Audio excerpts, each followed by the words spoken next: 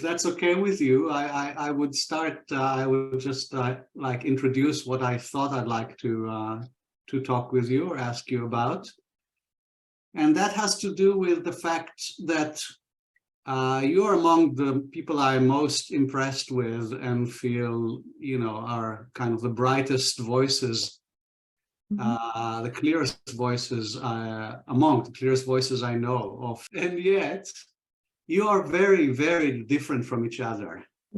So I wanted to kind of look at that at the fact and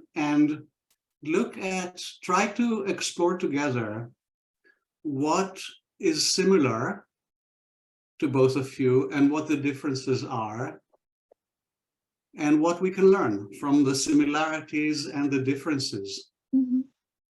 So does that sound like a good topic? Good idea. Sure.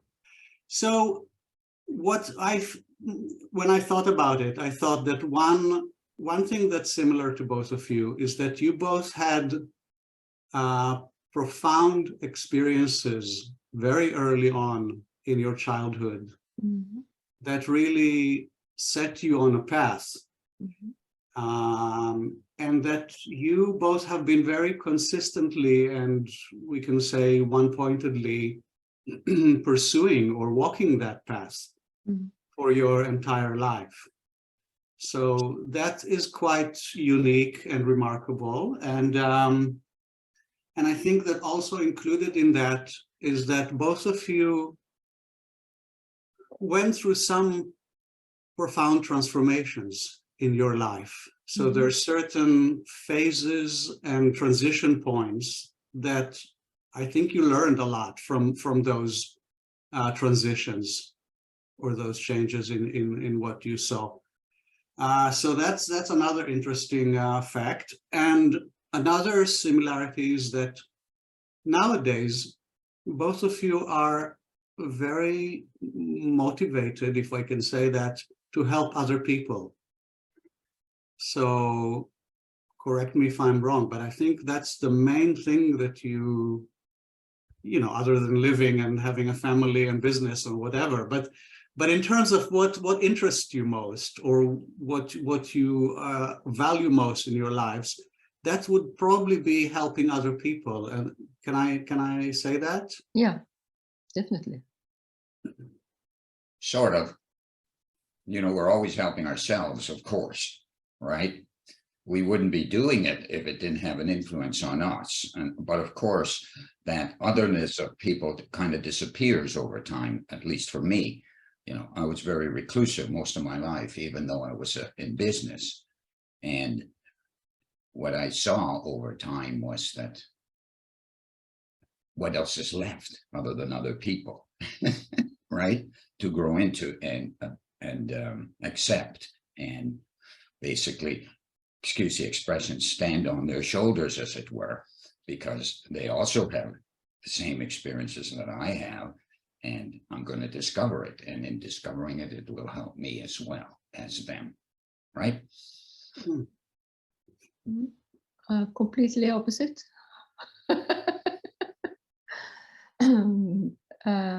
To me, it was completely different, as you know. Well, why don't so you? Since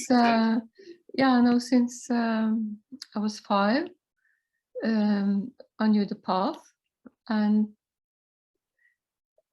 with that also goes the discrimination ability. So discriminate between what is real and what isn't. And when I discover what is real, and I meet somebody who needs that immediately. So that has been like finding out, giving out, finding out, giving out. Has been like that all the way. And today is no more finding out, but just giving out. So that has been my travel.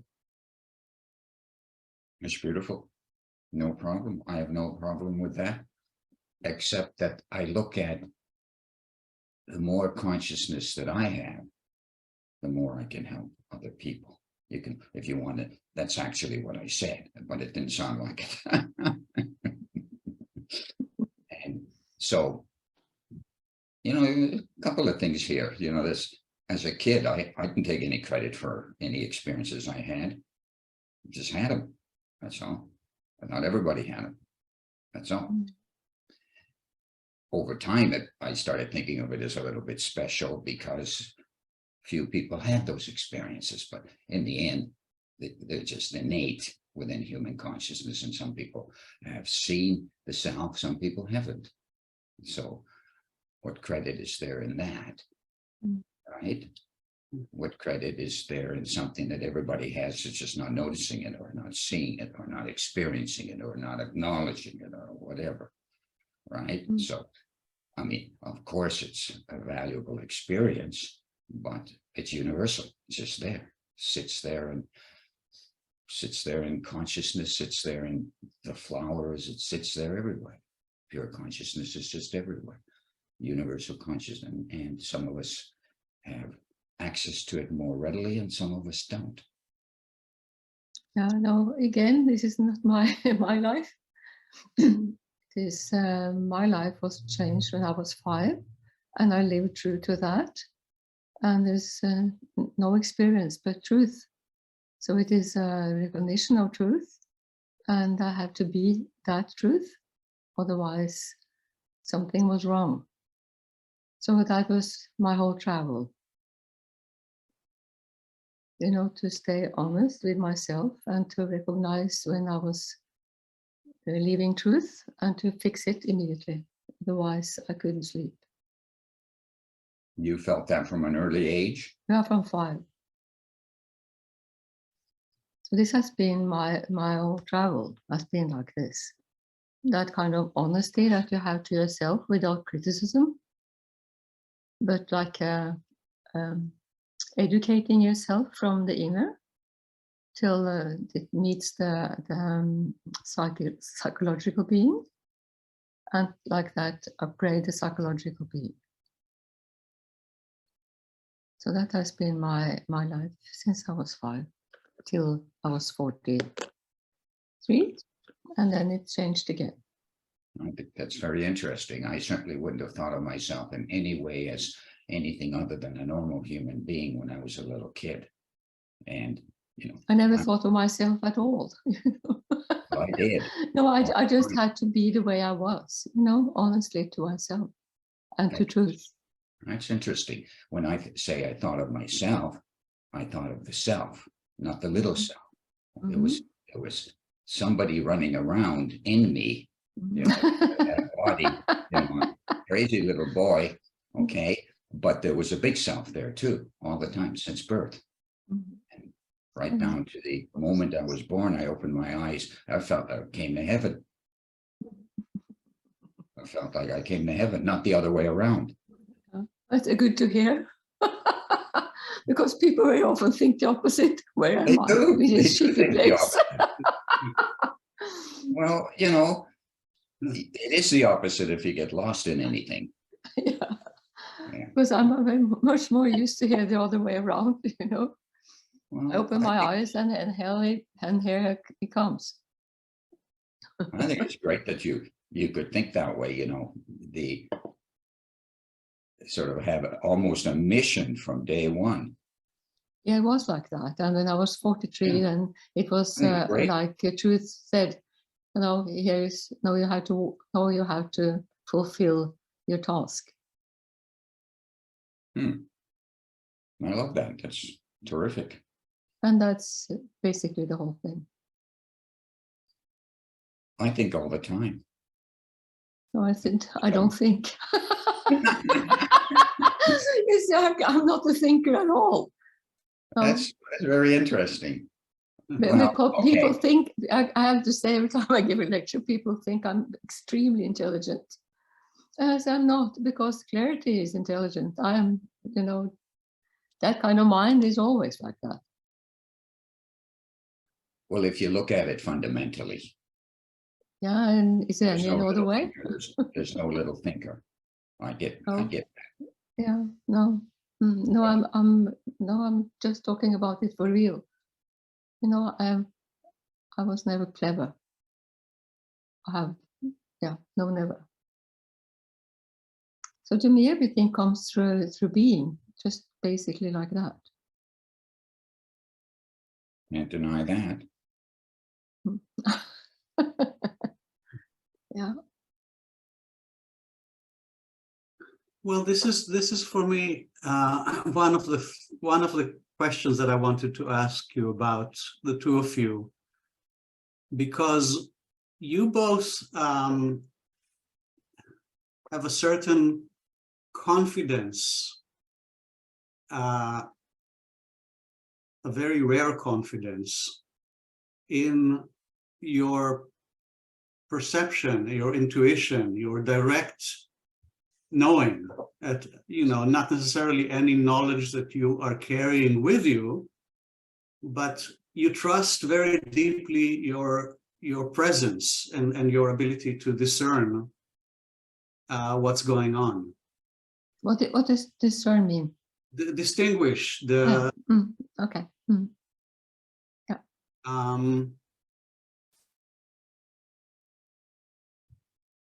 Do you think that if you were both in the same situation, that you would see everything exactly the same way, or that how you see and how you respond to different situations is colored by your conditioning, your personality? One of you is a woman, one of you is a man, etc., etc. So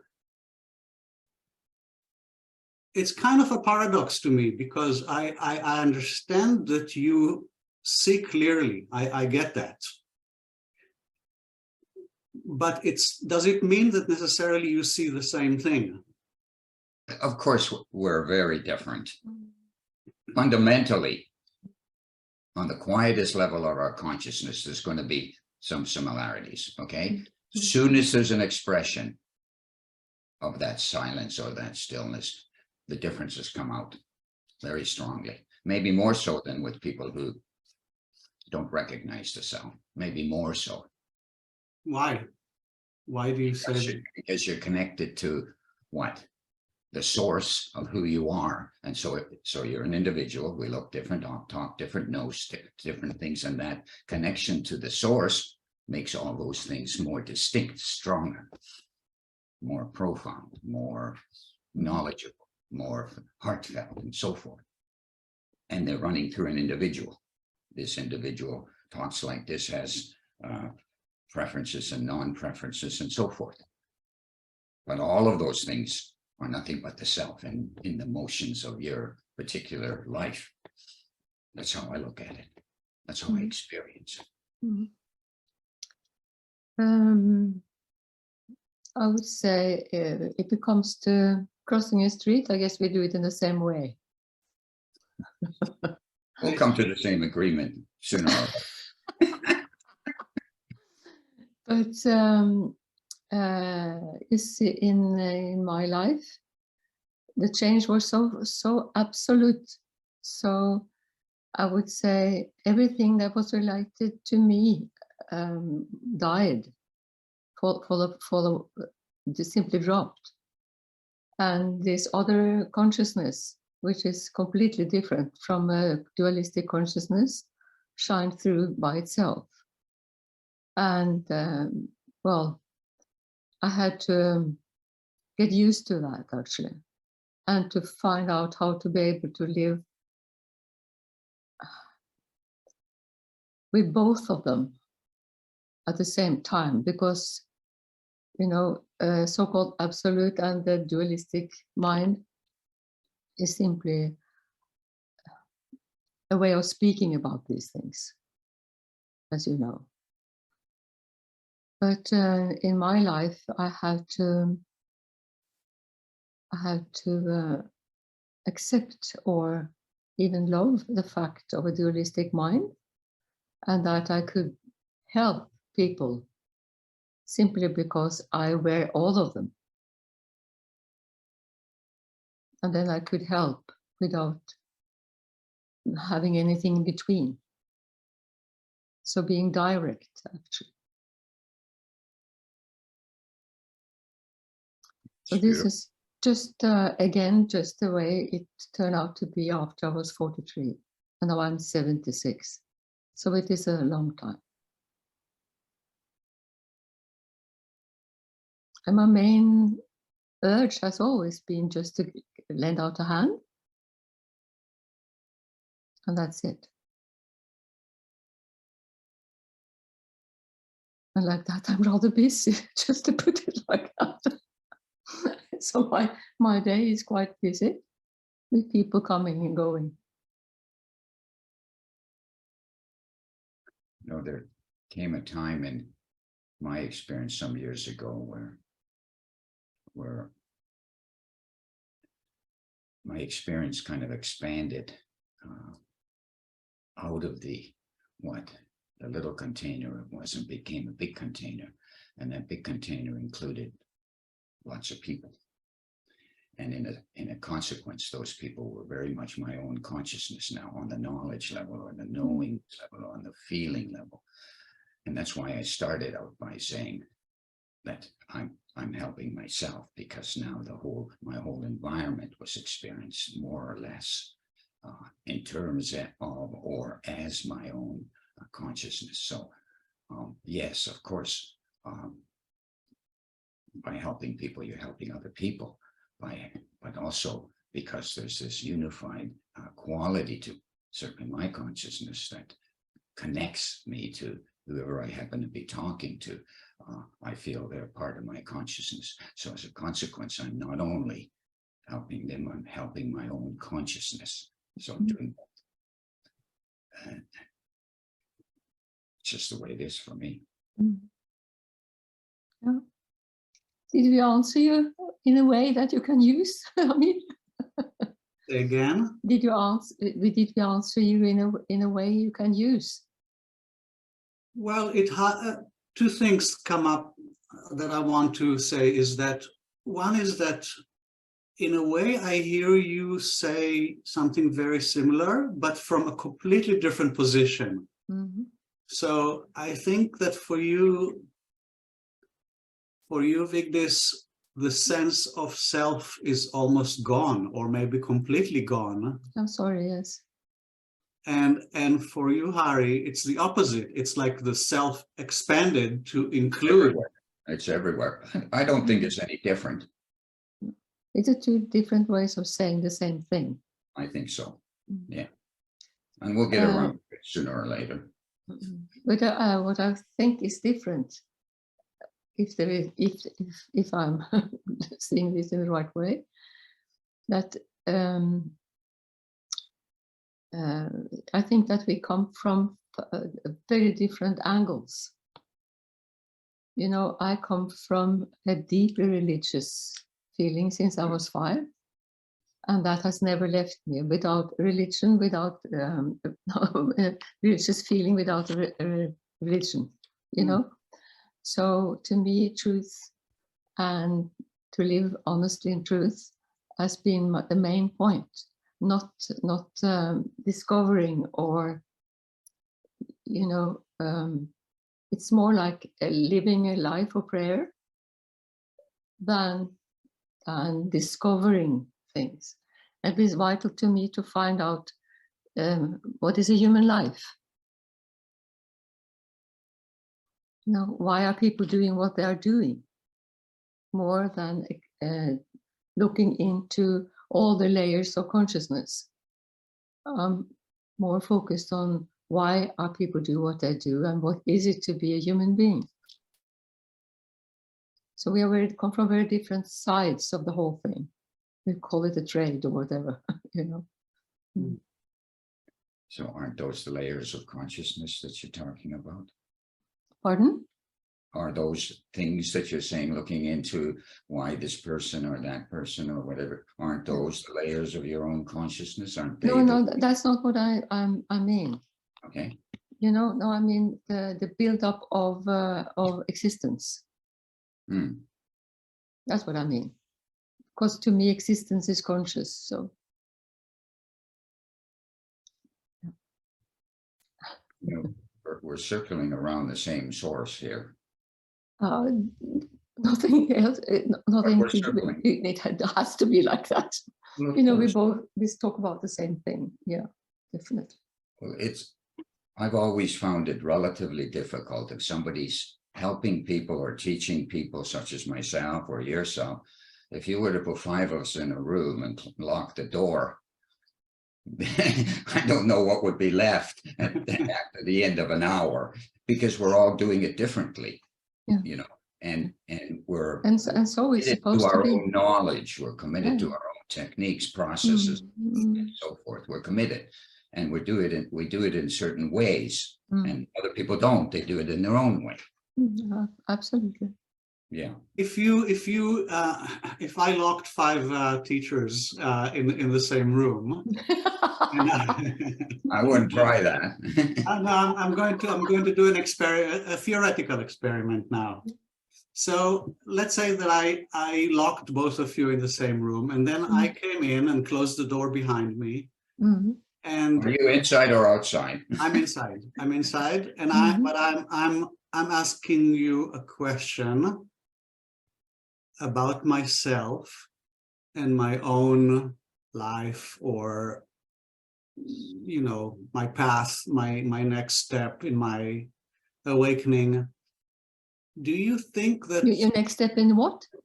my next step in my awakening, in my opening up to reality, whatever we want to call it? Do you think? I think that you would give me that you would respond differently. So I represent, an object, one thing that is kind of present in your, more or less the same way for both of you in that room. And my sense is that you would respond very differently to me. Does that make sense to you? Yeah, it does. To me, it does. That I could just say I will respond as me, and I guess I will respond as him. Yeah. No, I need to just talk to you in the way it is natural to me. Really, yeah, of course. What I see is necessary. Right. Well, our similarity would be we would want to help you. Yeah, that is absolutely. That's the similarity. Yeah. Everything else will be different. So That's fundamental. Sorry? That wanting to help you is fundamental. Mm. From the heart, it's the wholeness of our life. We want to help. Yeah. So there's our similarity. There's our connection. And from that point of view, if we can keep hold of that similarity, then no fur will fly.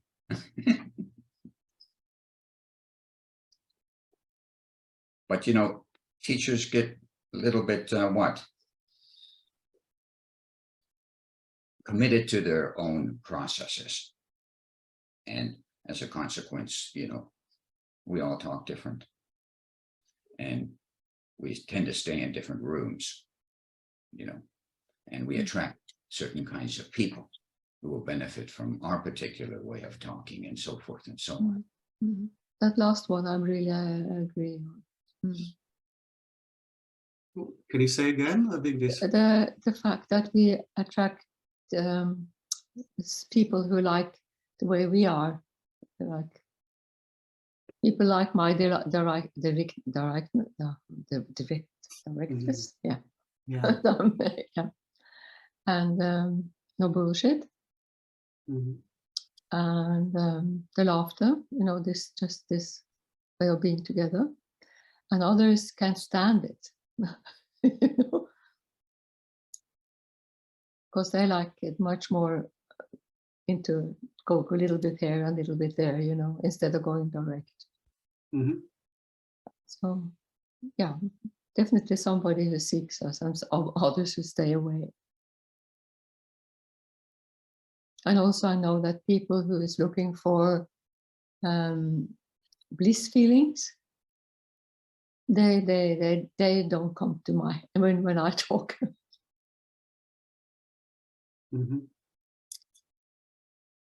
I do not owe bliss.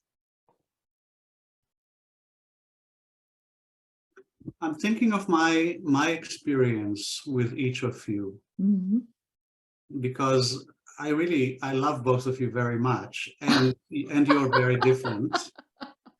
Yeah. And I wonder if it's because, you know, what you said, that there is something similar in both of you, which is wanting to help other people, or caring naturally, spontaneously, deeply caring for other people.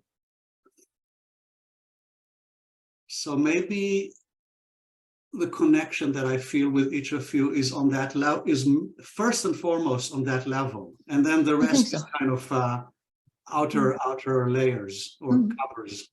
Yeah, I think that is just to the point. Because that you are very sensitive to, of course.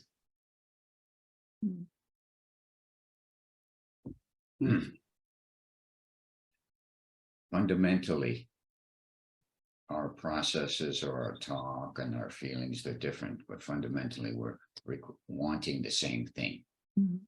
Because you have questions, okay, or feelings that haven't been answered, or some kind of obstacles to happiness, or some kind of obstacles to contentment. We feel that immediately, and we respond to that automatically. It's not that we think about it. I'm talking for myself, I'm not talking for you, but mine's completely automatic. I have no idea where, well, I do, but I'm not thinking when I'm talking, like right now. It just comes out, right? And I feel like I know what's coming out of my mouth after it's come out.